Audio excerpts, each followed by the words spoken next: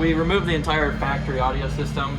We replaced them all with JL audio quality stuff, and we added a subwoofer underneath the seat, two 6-inch subwoofers from JL, and we added an additional amplifier, and it sounds pretty good.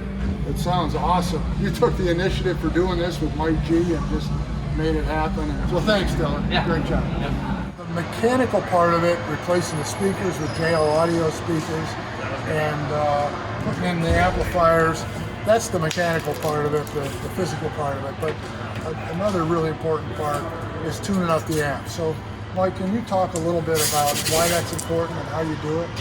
Sure. So we put in a DSP, which is a digital sound processor, and what it does is it takes the high, mid, and low level signals and combines it into one full range signal that then feeds the amplifiers. And then from that point, we just tune the amplifiers by ear, really, from experience.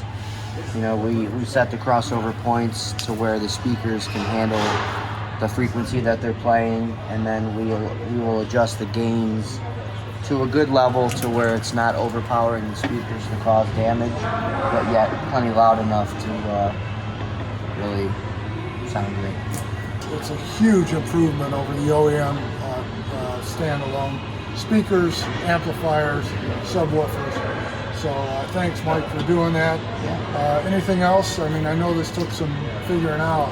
It goes from a very, in audio terms, very tinny sounding stereo system to a more full range sound, as well as it, again, in a technical terminology, it raises the sound stage. So it sounds like things are playing from the dash and above, not kind of coming from your feet.